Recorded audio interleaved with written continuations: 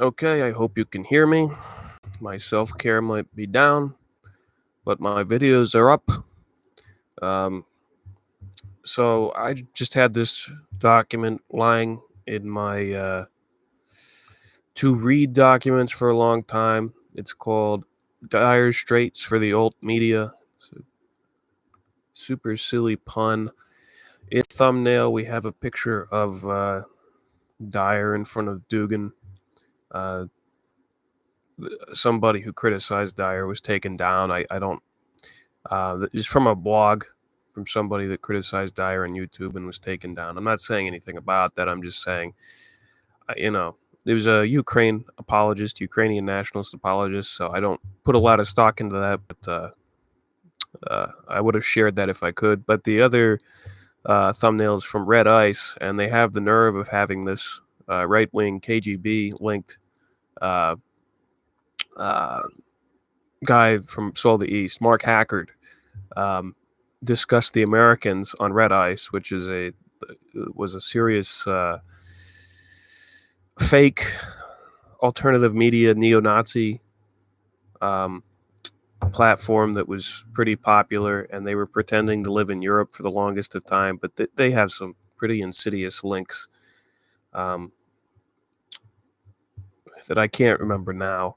But Mark Hackard coming on and talking about the Americans, which is a show about the communist infiltrators, Russian infiltrators, United States, and obviously the insinuation is that he's anti-communist, anti-Russian, when in reality that's exactly who he serves. And he came out of Georgetown, I believe. As well as everybody in his family come from Jesuit institutions. The Jesuits in America tend to look eastward and look towards the Byzantine Church, the Moscow Patriarchate, and Georgetown in particular, notable for encouraging all forms of third positionism, including arrangements with the right wing of the KGB, even under the CIA. But people like Mark Hackard won't talk about that. The whole point is maintaining those networks for destabilization projects and undermining industrial capitalism. So, but we're going to go on to this article. I just thought that was interesting. I was looking for an embarrassing picture of Dyer to put up, and I found that picture of Mark Hackard. So I thought it was silly. Where's this freaking article? Here we go. So this is from 2016. I think people really started looking into Dyer's BS. Alan Wiesbecker, he's from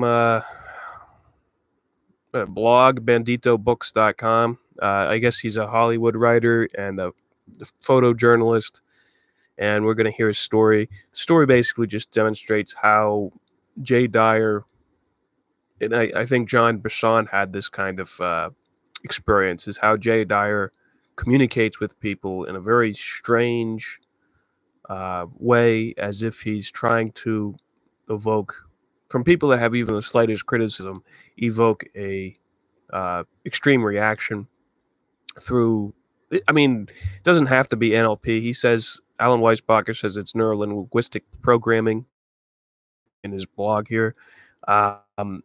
But there's a number of different, methods, like the Silva mind control method, I think, and nonviolent speech and all that stuff that Jan Irving used to do great work on. But even just basic rhetoric, if you're skilled, you can elucidate.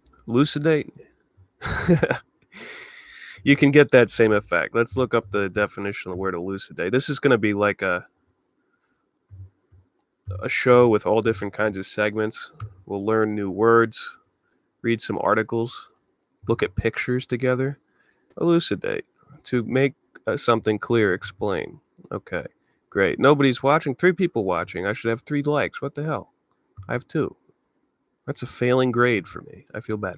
All right, so we're going to get started because I can't keep your attention for too long. Addendum from August 2018. After my conflict with him, I paid Dyer $6 to access his archives. PayPal refunded my money on his behalf. I understood why Dr. Joseph Farrell and James Corbett did the same. They didn't want me to be able to post comments on their forums. Says something about those two, no? But Dyer has no forum, so all his move accomplished was costing himself $6. If he was trying to make his point, what was it? So that's just an update for the rest of this article. So I guess it starts out. Maybe this is yet another message from Alan Wiesbecker to Jay.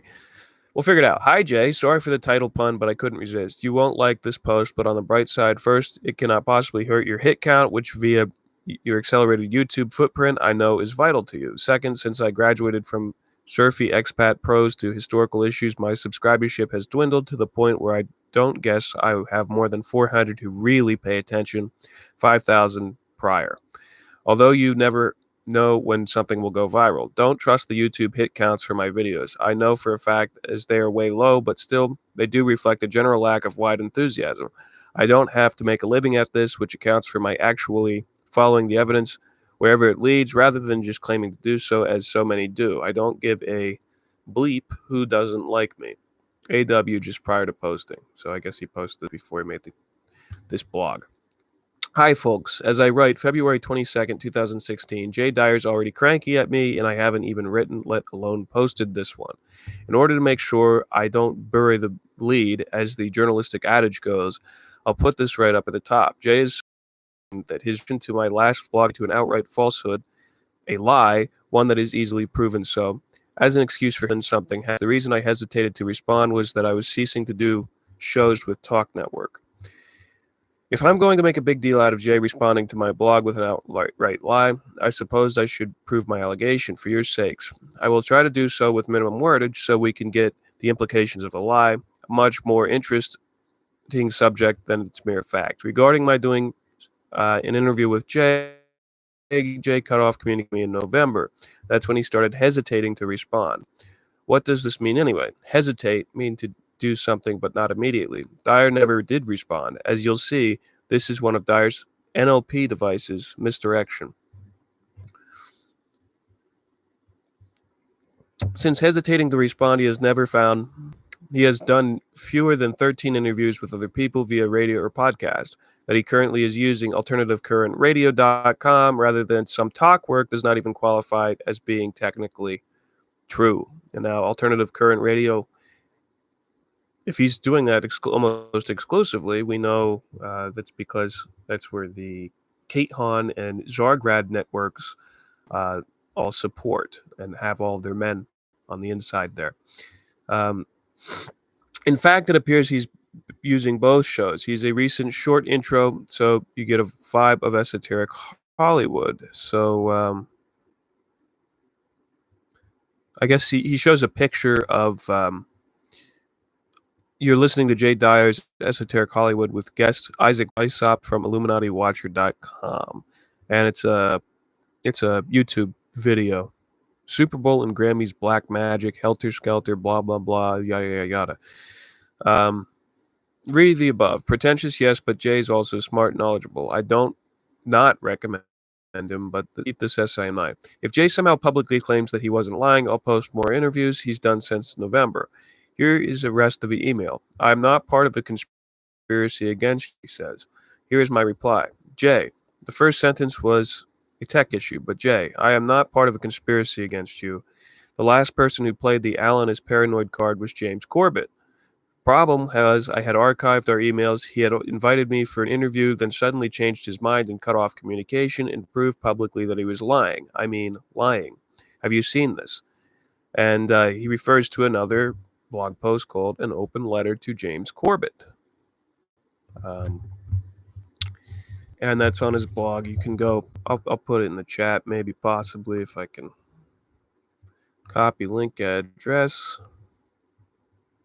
Jay Dugan, that's right. Jay Turner Dugan. All right. So there's another one right after that one. You know, Corbett, what do you think? Is there another explanation for this truth presentation than limited hangout? Do you think I was either out of line or irrelevant with my posts on the SSP conference? I mean, how come nobody wants to deal with my observations questions? Now, I don't know what Wiesbecker's questions are. Maybe he'll explain these later on. But anyway, to which Dyer had no real choice but to reply, not interesting in being baited into your arguments with others since I'm just one you intend to archive these emails and post them in the future, just the ones wherein you lie, says Alan. You've been suspicious and accusatory since we first chatted. Maybe that's why people aren't interested in dealing with your points and cut things off. Now, Alan says, I'll not parse the first sentence to show it for misdirection that it is, but the second one deserves a moment. By the way, I'm not reproducing others' emails to prove I'm right, a nice sidebar, though, but rather to make points about who we, you as myself, should trust. Here is what Jay is referring to. I suspect since our face-to-face at a conference was purely, hi, how are you? In fact, and I recall this exactly, what we mainly talked about was my old Miami Vice TV show. I tried to persuade him that having written for the show was not as way cool as he seemed to think. Jay made it plain that to have a former insider Hollywood type gone rogue, especially with my spooky background, was perfect for esoteric Hollywood. It was essential for the drift of this essay that you understand this. In order to save time, now he has a picture then of, you can follow along as I read you this picture book. There's the one that I'm actually reading. But don't look at the pictures before we get to them. Okay, so he shows a picture of Jay Dyer's radio show scheduled at the same time that Dyer says he's not doing talk shows. In order to save time, I'll put in bold the segments that you are of import to subject at hand. Why Jay lied about his cutting off communications. You can skip the rest. Message body November 22nd. Jay, he says, this is the email. I got your email immediately after listening to your interview with Jan Irving, which cracked me up even before I listened to it. I knew where it was going to go, and it, given my experience with the guy, and was given out his league, out of his league. And here's his aside. It's on Jay's site and worth listening to for a laugh, but now the next point that I'm congratulating Jay, you can skip down to my next comment in bold.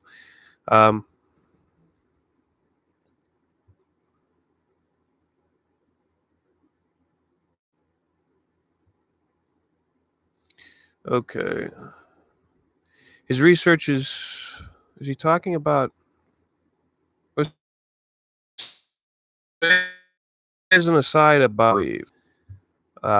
Let's read this because if you're following along, you can figure out where we're going. So, he has an open letter to Jan Irving, and here's just some of his notes on it.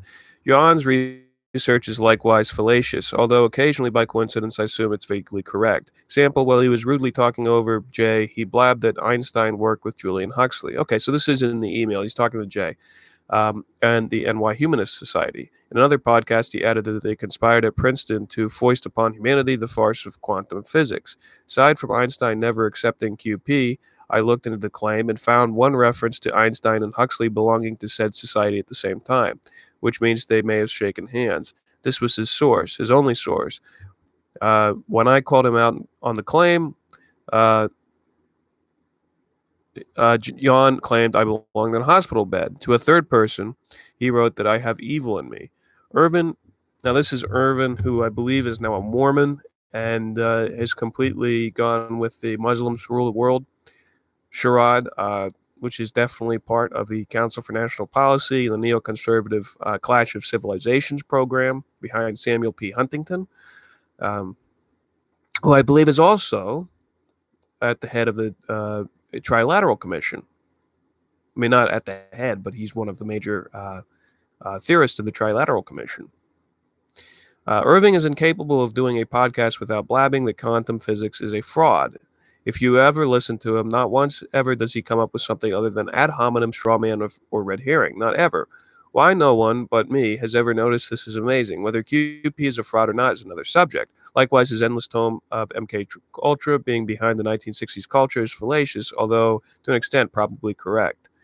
Bob Weir's YouTube bragging about the Bohemian Grove and talking shop with CIA spooks is the only real evidence of this. Um, Plus, the Teenage Allowance's headline on Life magazine's 1957 cover, but I get ahead of myself. Now, I don't particularly agree with Alan Wiesbecker on these things, but we're going on. BTW, the above open letter is not meant to imply that I believe in the Big Bang or Darwinian evolution. My point is that Irwin is often right for completely wrong reasons. He reminds me of Christopher Hitchens, who writes a book, Why Orwell Matters, neglecting to mention that Orwell's final warning to all of us is no war is ever fought for the reason given. Meanwhile, Hitchens swallows the whole 9/11 and the war on terror. This is the state of not only the media, but the alt media, 99% of humans, 99.9%. I only bring this stuff up because a lot of people seem to listen to Irvin. Although one of my interests is separating limited hangouts from useful idiots, I believe Irvin is neither. He's just an idiot. All right. And there's plenty of people that have exposed Irving. There's actually a good thing that hooks him all back into the Joe Rogan individuals and all the way back to Robert Anton Wilson and the Discordians, where Alex Jones' original documentaries actually come from something called the Disinformation Company in Britain, and we might read that at some point too, because that's a good food for thought. So notice this text and subtext of much what follows. I want to do an interview. Okay, so this is more of the email to Jay. If you want to do a show, schedule it for about 2 weeks from now. I'm on a new gluten-free diet and I'm having some bad withdrawals. If this email seems rambling or irrelevant, I think it's that. I'm about 60% right now. Again, let me know. Want hard copies of any of my books, my biographical Cosmos Banditos may be good as a change of pace. I'd appreciate your viewing my documentary, Water Time Surf Travel Diary of a Madman, beforehand. I'm working on part 2 these days. Should we discuss that?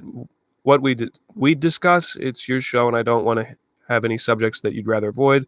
Like my opinion that the SSP extravaganza came off like a semi-organized limited hangout. I may be wrong on this, but it might be interesting to blab about my reasoning.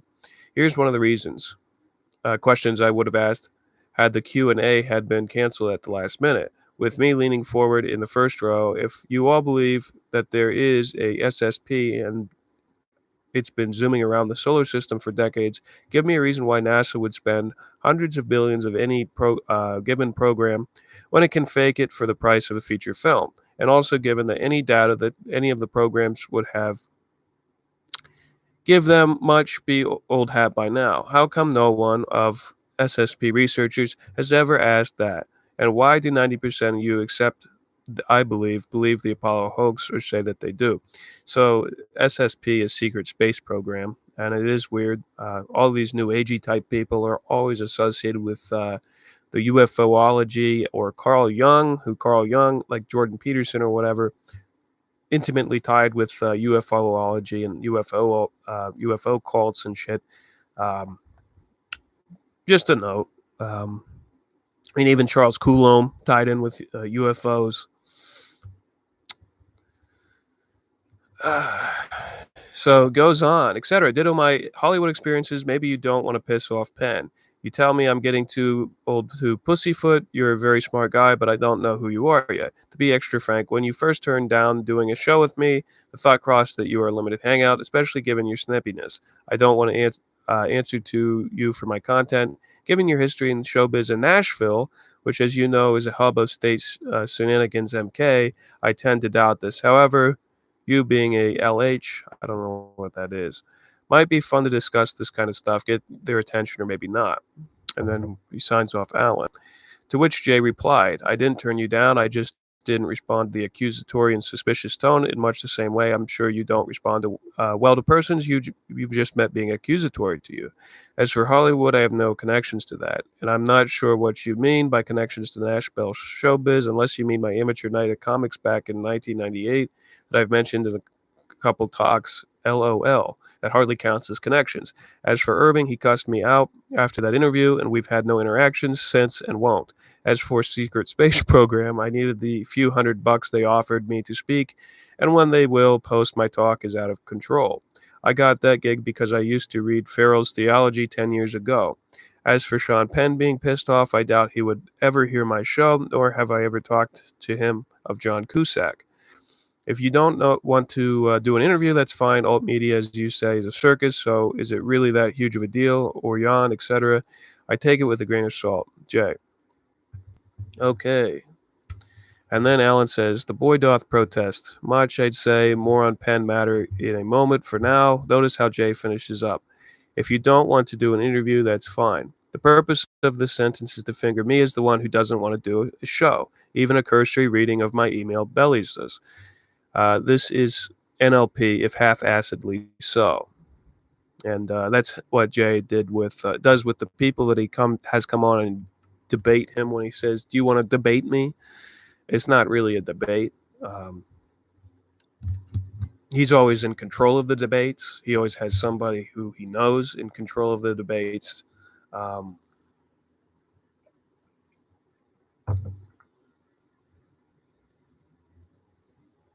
it's exactly what he did to John Brisson.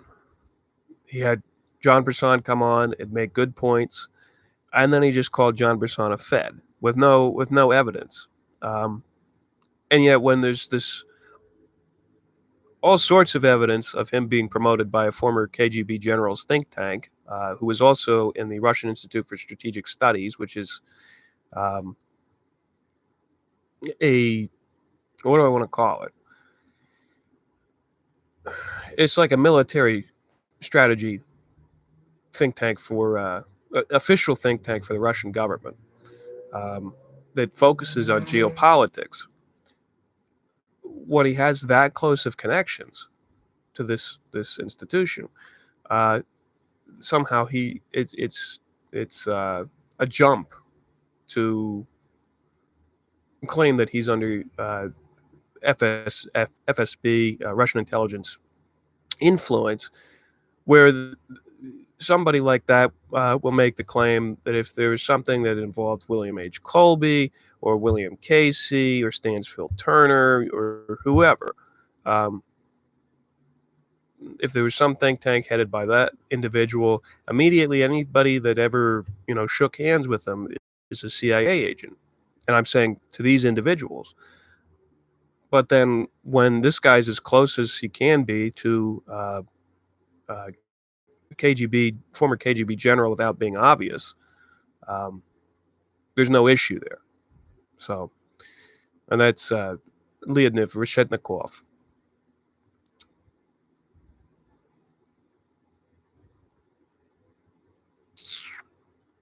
So, Jay claims that Alan is accusatory and suspicious. Let's look at that one.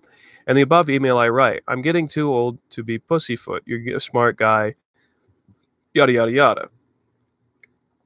So we already read that. Now, if I were an alt media figure specializing in Hollywood espionage, secret societies, mind control, and all-around subterfuge, and if I were on the level, I would welcome an obviously tongue-in-cheek challenge to talk about who I am and about limited hangouts in general. Plus, anyone looking at our correspondence will realize that my interests are, if nothing else, diversified. Thing is, as I see it, all of my interests are no touchy, forbidden for LHs to limited hangouts to discuss, but I'm getting ahead of myself. So Jay Dyer gets outraged and cuts off communications, his excuse being my suggestion that we will discuss the matter. Again, look at my above email. That I've been suspicious and accusatory since we first chatted at the SSP conference is another outright falsehood. If this were so, why did he invite me to do a show, which he clearly admits to doing? No, it was very pleasant chat, and he wanted to interview me. I rarely do radio shows, though I'm often asked. In fact, on November 22nd, I outright said it. Shit, Jay, nothing in my email was accusatory, other than accusing Irvin of being an idiot/asshole.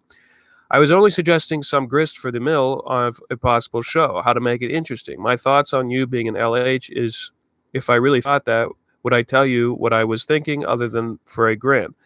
Maybe give it another read. Alan. So that's the end of that email. I've taken a week off from writing this. I began to worry about my motives and needed some time for self reflection. See, I've come to dislike Dyer. Aside from his transparent lie about the interview change of heart, he's arrogant, rude, and brimming with pretense. An example of my lack of objectivity while doing the YouTube search that proved Jay was lying about suddenly deciding not to do interviews. I came across an obviously dumbass video accusing Jay of being a disinfo CIA agent. And guess what?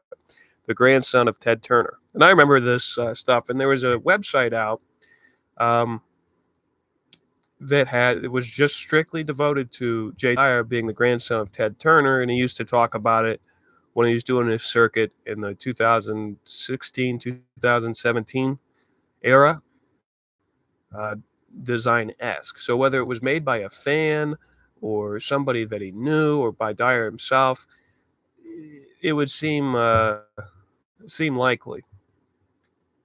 Amidst the nonsense was a screenshot of an IMDb page, a showbiz site, giving the credits of writer-producer named Jay Dyer. Jay claims that he has no Hollywood connections.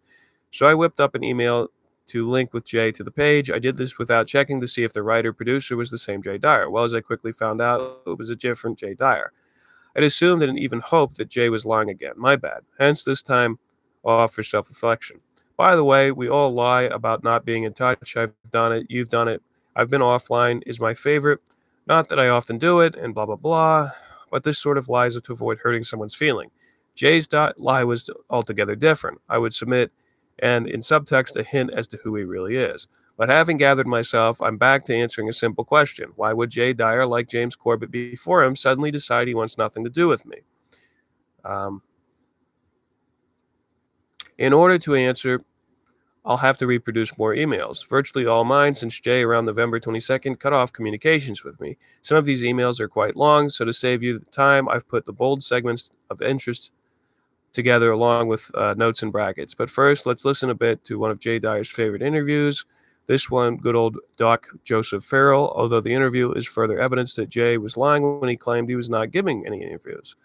So this is December. It's a subject of the matter that's of interest, and the date of the link posting, December 16, 2015, which is amidst my flurry of emails to both Dyer and Farrell on the subject of an interview.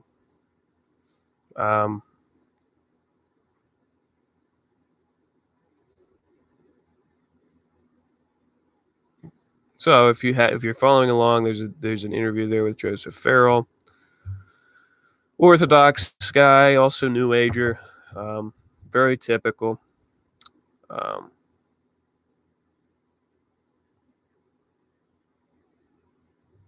So he addresses this Farrell video. All they said in the video is true. We are being deceived about the nature of the universe and reality on a mass scale. The motive largely behind so-called TPTB can keep advanced technology from the masses. There are deeper and philosophical motives as well, but that will do for now. Neither Dyer nor Farrell seem to understand the staggering implications of the discussion. If you don't really get it either, go to the YouTube and search astronomy or cosmology or physics or relativity or anything similar, and note the hundreds, no thousands of videos plus mainstream broadcast, books, movies that tout a physics that, in Farrell's own words, is a dead end, a fraud, due to the pop culture machine, especially Hollywood. For example, in Interstellar, even a love story subplot hangs on the false physics. Physicist cosmologist Kip Thorne, Hawking's chum, and another gatekeeper gets an executive producer credit. The wedding of mainstream physics in Hollywood is now formal. In one of my unanswered emails, I suggest to Farrell that he expose the deception that he and Dyer discuss so blithely, then move on. Why this seemed to anger Farrell is beyond me. Dyer's motive for cutting off communications with me is not affected one way or another by bringing up false physics with Farrell, by mentioning it and quickly moving on without pointing out that Kaku's mistake or whatever is an evidence of gatekeeper-controlled limited hangout status. Dyer is, in effect, continuing the BS. Since Jay finds the subject cosmology so fascinating, along with other subjects I bring up below, it's unlikely that his reason for suddenly not wanting to interview me was based on being a boring subject. Perhaps it's quite the reverse. Ditto my emails, you might find them ponderous, but obviously Dyer does not. Although I'll date the following emails, keep in mind that they go back to November of last year, several months ago. Although keep in mind that Dyer cut me back then, he only got in touch very recently due to the mentioning him in my last blog post. Oh, and just FYI, my long emails to Dyer were for you, my subscribers, not Dyer. See, I knew from prior experiences with James Corbett that Dyer would not return my emails. I archived them for you folks. I also knew that not answering them would make Dyer uncomfortable, as he would have no real admittable excuse for not replying. He didn't reply because he really didn't want to deal with an interview. Again, we are trying to suss the motive for this fear. Here's my email from November 2nd, just a day after the Secret Space Program conference. Hey Jay, do you want to do a show about these subjects, NASA's obvious frauds, etc., plus the observation that many follow the evidence truth types like those at SSP really don't want to go there. I'm half convinced that Q&A was canceled because they got wind of my confrontational questions. Also, did I send you this link? Um, and I guess this is linked to a presentation at the Secret Space Program. The point of this and other evidence is that we are being deceived. There's a fine line between misinfo and disinfo here about the very nature of the cosmos. As you know better than I do, the BS, the science of it, is now embedded in popular culture. An example is Interstellar. I read with great interest your analysis of the film and concur that you saw in it many things that I did, but I would not posit that there is another level to the film related to popular culture and science and possible motives for the recent sci-fi film storylines and special effects. Specifically referring to Interstellar, it would take some time to properly explain what I mean. To be brief, if you understand that the basic science upon which the story turned is a deception, as demonstrated by Crothers in the above, I strongly urge you to view his whole Salzburg presentation. And if you concur that not only is the deception but an utterly transparent one, you'll get the drift of my view on this film. Simple example: remember the NASA Saturn photo I showed you? No stars. Has to be a fraud. Now I don't know if that's really true. If you're a photographer, you should know that. Period. Interstellar. Nothing but the blackness of space and the exterior shots. No star field. Look at the older sci-fi movies from Star Wars on back chronologically, like 2001. Star fields in the background, as you would actually see in space. Ditto the film Gravity. No stars. Plus, the astronauts from Apollo to ISS are telling us that you can't see stars out there. I think you viewed my vid on this, but in case not. I don't know how many hits it really has gotten. YouTube lies about hits, but going on 700 comments tells you have struck a nerve. You can tell a high percentage are shills via the misdirection. Think about it. Why would a director agree to lessen the visual impact of his film by using a flat black background rather than showing the universe in all or nothing atmosphere glory, unless he was part of an op to persuade us to believe an utterly ridiculous fallacy that stars are invisible in space?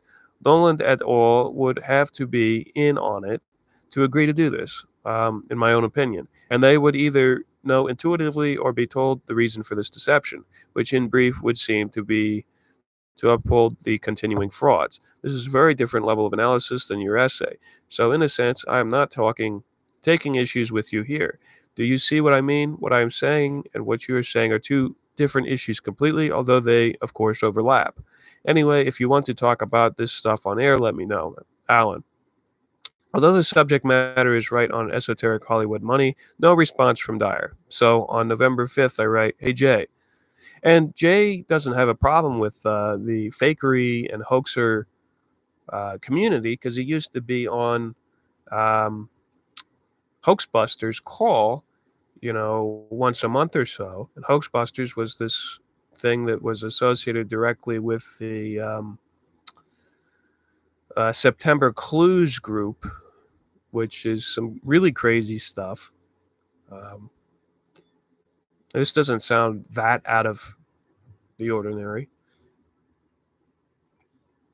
So here's November 5th. I'm surprised that you don't appear interested in exposing major directors. Lately, Nolan, Quarren plus Scott's The Martian, from what I've seen of it, sacrificing the visual impact of their films in order to buttress NASA frauds, especially given the in-your-face nature of them. Might be interesting to look back at when this started. My personal Hollywood experience may be of more interest. I'm attaching an e-book of my last with Penguin or random hypes, given the bean spillage.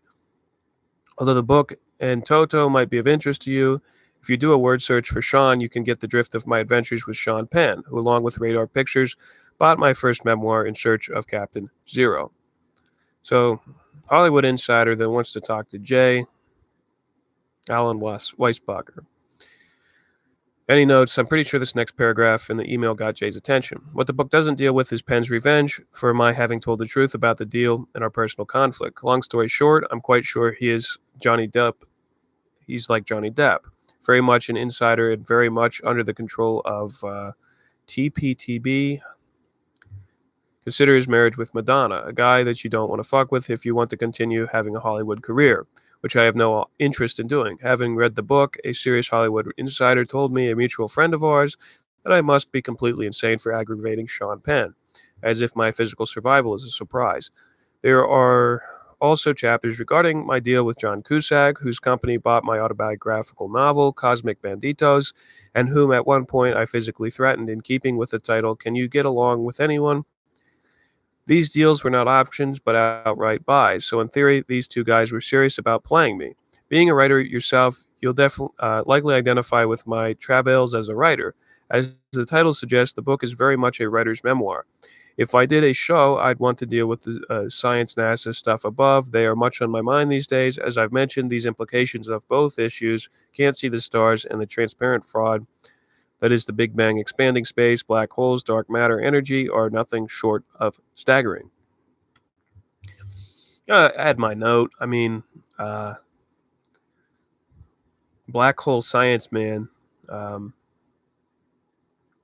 Neil deGrasse Tyson, always, whenever he talks about space, he talks about black holes. And Einstein even said that black holes don't exist. The mathematics of Einstein say that black holes don't exist because you can't apply rules of an abstract system like space-time calculations to reality. It doesn't work because you don't have an infinite amount of time for black holes to form. It's as simple as that. But these idiots will go out there and spread this stuff because it's the magic of a new day. It's a all-inspiring concept. It's something that to the scientist is about as great as God as you can get. You know.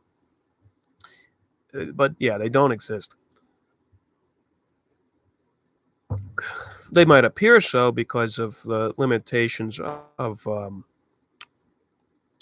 telescopic technology, using these I guess laser electromagnetic field telescopes and stuff, but they don't actually exist. And it's just stupid that black hole science man Neil deGrasse Tyson goes around and that's like the first thing out of his mouth whenever he talks about the cosmos. But remember, who's that idiot that he succeeded Carl Sagan? Like, Carl Sagan was not a real scientist. A lot of the stuff he pushed was all new agey crap. And Neil deGrasse Tyson's the same deal. That guy should not be lecturing anybody about science. Going on, as you can tell, this is not not my first or second mention of NASA's continuing frauds. The frauds, of course, did not end with Apollo. That Jay doesn't want to deal with this subject is odd, considering the subject matter of his site, Esoteric Hollywood. It's also odd, I'll add, because of Hoaxbusters. He used to be on Hoaxbusters all the time, talking about this stuff. And he's in parentheses, I'd already sent him Rich Planet TV's profound evidence that the Mars rover missions were also frauds. What an Arctic lemming doing on Mars, folks? What's an Arctic lemming doing on Mars? As I say, Sean Penn rears his hostile head for the first time is also relevant.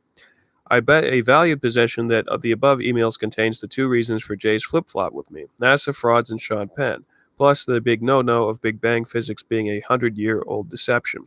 Given this, a few weeks later, I thought I'd goose Jay once more on the Penn issue. The email from January 27 is, I think, worth your time. See if you can find flaws with my critical thinking. Here's Penn's Rolling Stone article, so if you're reading along, it's there.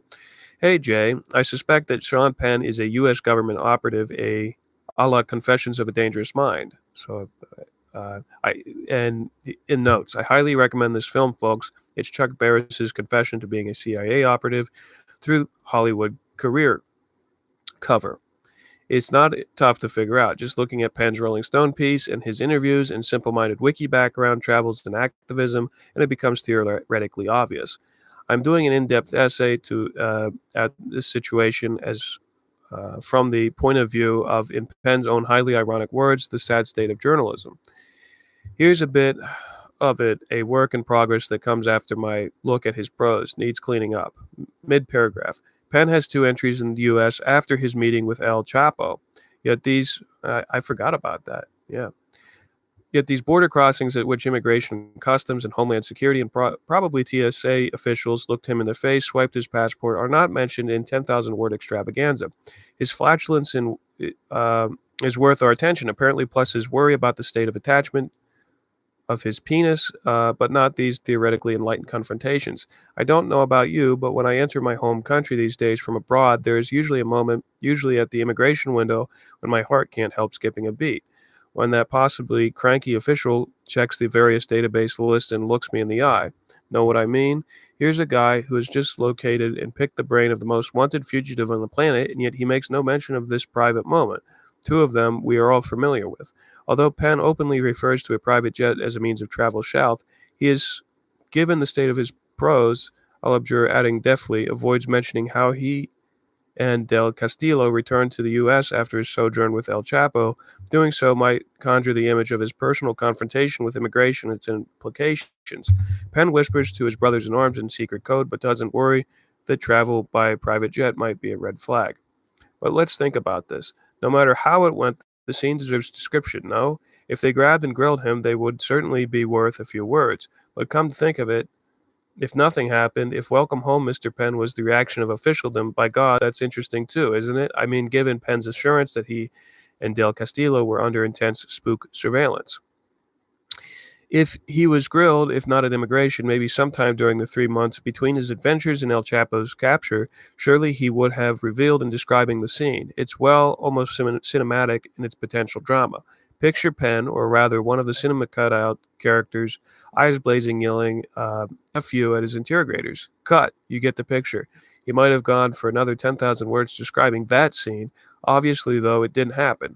If it didn't happen, either no one was actually shadowing him, according to Penn, unthinkable, or he had an arrangement with TPTB, the powers that be. Oh, yeah. So the freaking godlike productions lexicon here. He was on a mission. Likewise with Mexican law enforcement, which claims that Penn is under investigation for El Chapo meat, yet they let Penn into and out of Mexico after the meet without grabbing him for a talk. And apparently Penn was unconcerned about the possibility, notwithstanding Mexico's rep for disappearing enemies of the state. If Mexican laws are anything like ours, Penn committed a felony in that country by keeping his knowledge of El Chapo's whereabouts to himself.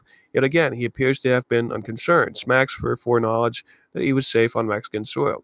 So, is Penn a spook a la Chuck Barris in Confessions? Here's a red flag list I suspect you'll agree with. Multi-generational showbiz. His dad, Leo Penn, was an actor-director, and his brother, Chris, was an actor.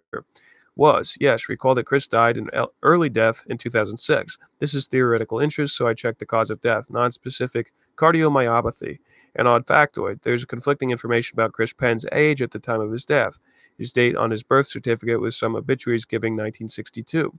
Yet Penn's mother told Richard Kelly for Kelly's book that Chris's date of birth was October 10th, 1965. MK kids are often assigned to their parents. Well, that's the point. From where? Those who have done their homework read MK Ultra, and especially its trauma-based mind control, blah, blah, blah. I don't want to go into this. Understand the admittedly speculative implication here. When a subject isn't working out, or possibly as a warning to more important subject, early deaths are not uncommon. Don't expect Britney Spears to make it anywhere near her big 4-0. Sean's marriage to Madonna, perhaps the poster girl literally for Elite's Monarch program, is also a red flag. I mean, thing is, this is the kind of stuff that Jay Dyer always talks about, so he should be interested in this anyway, even if I'm not. My implication may be their marriage was related to common factors of how both their careers were guided and enabled by TPTB, where they introduced at an eyes wide shut kind of bash. Penn's worldwide activism and outspoken criticisms of neocons is exactly what one would expect were he to be set up to get in a room with America's enemies. Anyway, I have a half dozen other errors, and hey, I haven't yet delved into the travel logistics timing issues, but he might have dosed Hugo Chavez with cancer virus a la Jack Ruby. Okay. A stretch, yes, but a rough scenario. After Sean refused the mission, they offered Chris's motivation. So in the late 2000s, Sean finally got it done and new improved delivery method by 2007. So the timing works. And keep in mind that getting Chavez was at the very top of the spook to-do list. Back to the El Chapo issue. Key evidence. I've so far been unable to unearth this stuff. If Penn and Castillo were tight before Del Castillo's relationship with El Chapo began, I'd be inclined to acquit Penn of consorting with the Alphabet Boys. That's a boogaloo term. But I bet a valued possession that this is not the case. Who approached whom about El Chapo is likewise key. If Del Castillo reached out to Penn again, I'd give Penn a pass. His geographical fingering of El Chapo may have been a dumbass and naive, but not so treacherous. And again, I bet the other way that Penn brought up the subject. Moving on, according to his articles, our boy meets with the supposed number one fugitive, then 4 days later is off to World Bank panel discussion. World Bank. A guy who says this from Penn's article, but unlike bin Laden, who had posed the ludicrous premise that a country's entire population is defined by and therefore complicit in its leadership's policies with the world's most wanted drug lord, are we, the American public, not indeed complicit in what we demonize? A guy who considers bin Laden the leader of a country is given a spot in the World Bank discussion. That is what Penn is saying, isn't it? Would a friend of Hugo Chavez, Penn's claim, be welcome at the World Bank?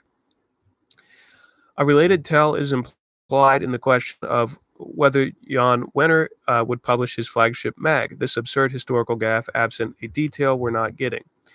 So yeah, let me interject. Like I talked about Webster Tarpley before, who I'd worked with. Yeah, his wife and him go to these Iranian anti-American conferences, right? Obviously there's mullahs running around calling America the great Satan, just like E. Michael Jones quotes the Ayatollah Khomeini. It's great when a Catholic quotes the Ayatollah Khomeini. It really puts into perspective who's in charge in the Catholic Church. It's the Ayatollah Khomeini. So his wife would run around in these anti-American circles. And meanwhile, she's running the contracts at Crazy Partners, a real estate company for some of these major CIA operations, Raytheon, NED, National Endowment for Democracy, and a couple of the associated groups. It wasn't the National Republican Institute, but some of those associated groups.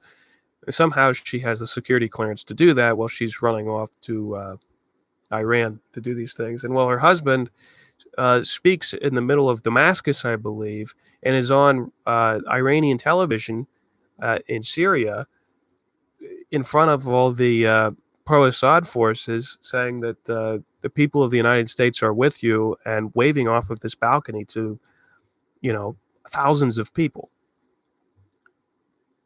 And somehow those people still have the security clearances that they do. I don't know. I feel like people get sheep dipped through these anti-American things. And what people don't understand is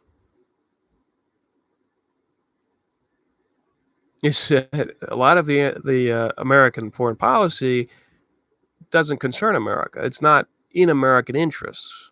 America might tag along, but it's in the interest of the old landed aristocracy and banking powers surrounding NATO, and not America as such.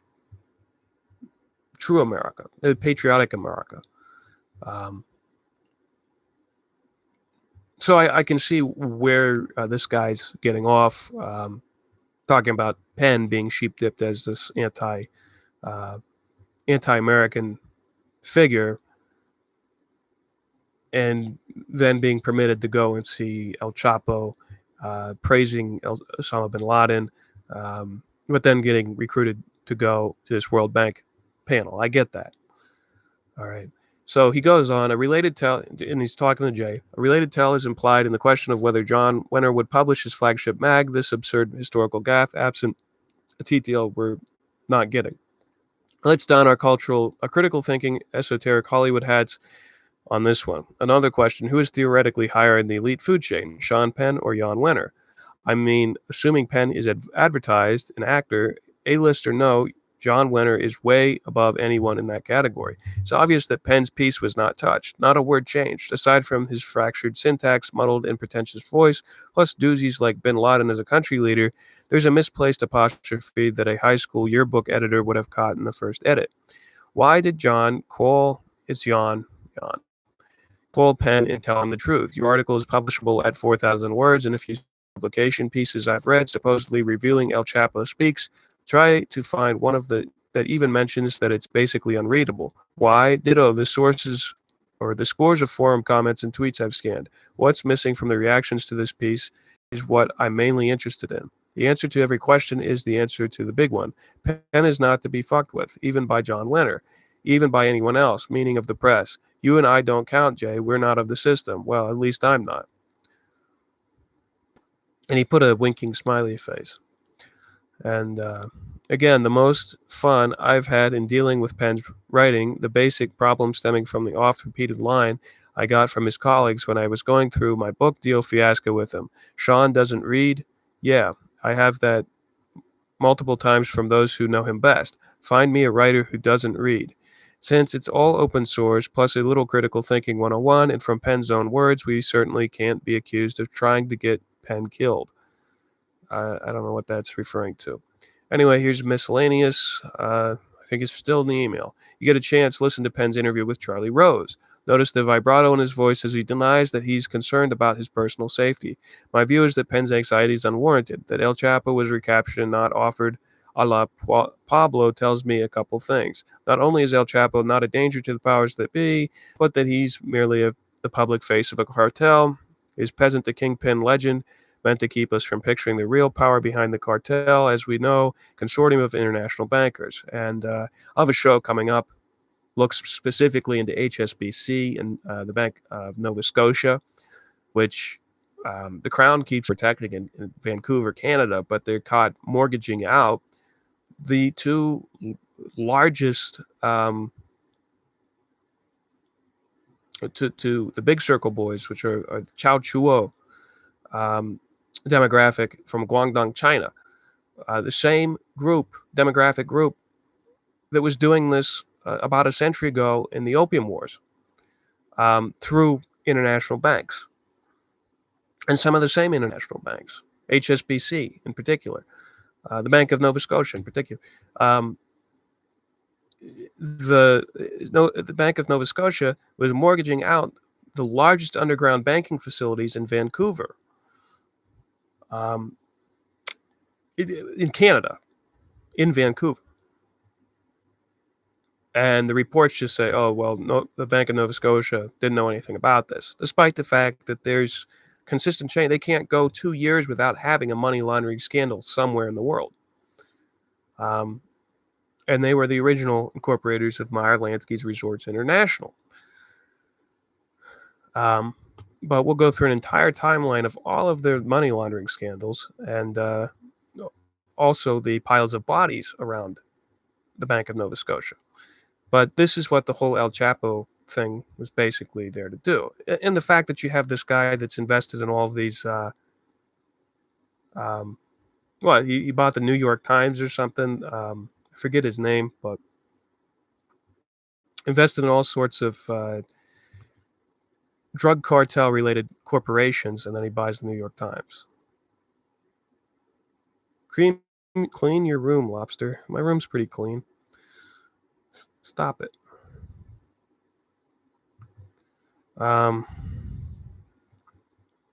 Penn says he feels naked without a pen and paper to take notes. Does this not beg the question of why he didn't come equipped with a bare minimum journalist tool? Why not at least ask if he could record the talk with El Chapo? Regarding El Chapo and how he got caught, the guy does a video with a recognizable vehicle and a mountain range It's a backdrop, and then he wonders how they found him. This is fucking dumb. Even Fortune, who employed an expert in spookery to analyze El Chapo's lax security measures, failed to point out the horrendous breach. Remember, 4chan was able to track down that idiot flag that says he will not divide us simply by flight patterns on planes going overhead. It might take half an hour for TechSpook to match the mountain range with the road and habituations in the foreground and put an X on a Mexican map. The way the video zooms in and out, it would easily calculate the distance of the road to the mountains via perspective changes. How could no one in the media or alt media notice this? You best believe the various agencies did. Perhaps the most revealing and flat hilarious tale comes when Charlie Rose asked Penn the quite reasonable question of why he did it. Penn's stumbling answer that he thought this interview could lead to the discussion on the war of drugs is slightly bellied by the list and extensive, but my favorite item is his answer to the question, what's your image of After Paradise? From a televised actor studio interview a few years ago. Penn's answer, 2 hookers and an 8-ball. Got a great laugh. Interestingly, for some reason, this interview, plus others that had drug references, has been deleted from YouTube. My own testimony, last time I was in the room with Sean Penn was at the Four Seasons Hotel in LA in the mid-2000s when Penn was 2 hours late for his meeting. His excuse for being late, I had a pharmaceutical night. I don't consider the statement private since a half dozen others were present, including the head of the studio. He might as well said he had an El Chapo night if you get my drift. Anyway, not one of his dumbass questions to the fugitive had anything to do with the efficacy of the war on drugs. This is after 7 hours of FaceTime with the man who theoretically knows as much about the subject as any living human. Penn waxes lyrical about the broom of his flatulence. Let's fantasize what you or I might have come up with instead. El Chapo, as everyone paying attention knows, the CIA has been the forefront of the narcotics trafficking worldwide since World War II, if not therefore, or if not before. Tell us what you can about the arrangement between Mexican cartels and Western intelligence, or perhaps cutting even close to the bone. So that's actually kind of wrong. Obviously, it's more about World Anti-Communist League and the banks. The CIA kind of were late to the game in terms of that whole thing. But going on. El Chapo, as everyone paying attention knows, and given that it's been in the mainstream press that Wachovia, Wells Fargo, Bank of America, just to start, that the major U.S. banks launder Mexican cartel proceeds by hundreds of millions a year, what can you tell us about the arrangement between Mexican cartels and the U.S. banking system? Once again, kind of wrong. The first and foremost banks in drug money laundering are the 5 bullion banks in the city of London. Because once you get to a certain level of orders of magnitude of money laundering, you need gold bullion to make that happen. And that's been proven when HSB first started. That's how they would pay the peasants, because the peasants wouldn't take all these different denominations. They would only take gold coinage. So going on. And the fact is, you can track all the money. You can track any money wherever it goes via serial number. You can't actually launder money without a conversion to metals. But going on. El Chapo, as everyone paying attention knows, a principal reason, if not the reason, the United States invaded Afghanistan was to restart heroin production and exportation in the country since the Taliban had banned the cut of opium harvest by 95%. What can you tell us about the cartel's contribution to the world economic system? How about Fast and Furious, as with Edward Snowden and Julian Assange? It's the issues not mentioned that tell us who Penn really is and for whom he really works. However, I have the most fun in my essay just pasting in Penn's prose, letting it roll. Penn says, beneath his smile there is doubtful to his facial expressions, a question that comes to mind as I observe his face, both as he speaks as well as he listens. What is that removes all doubt from a man's eyes? Is it power, admirable clarity, or soullessness? Soullessness wasn't it that my moral conditioning was obliged to recognize in him? Wasn't it soullessness that I must perceive in him for myself to be perceived as other than a Pollyanna, an apologist? You want to do a show? The above is tip of the iceberg stuff. Talk about grist for esoteric Hollywood mill. Alan. So that was an entire email to Jay Dyer. And he notes, I write that above email, and Dyer's worried that I'm accusatory and suspicious towards him, towards Dyer. As I say, I knew Dyer wouldn't respond in spite of the fact that one of the Hollywood issues esoteric Hollywood loves to expose is a long list of A-list stars, plus other insiders who are full-blown government agents. Perhaps significantly, however, the exposures are all old-time stars. He doesn't deal with current celeb agent status.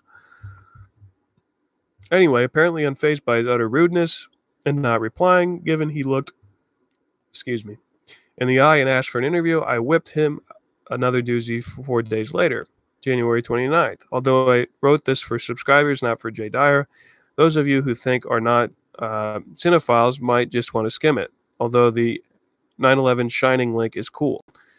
So he says, he starts out another email.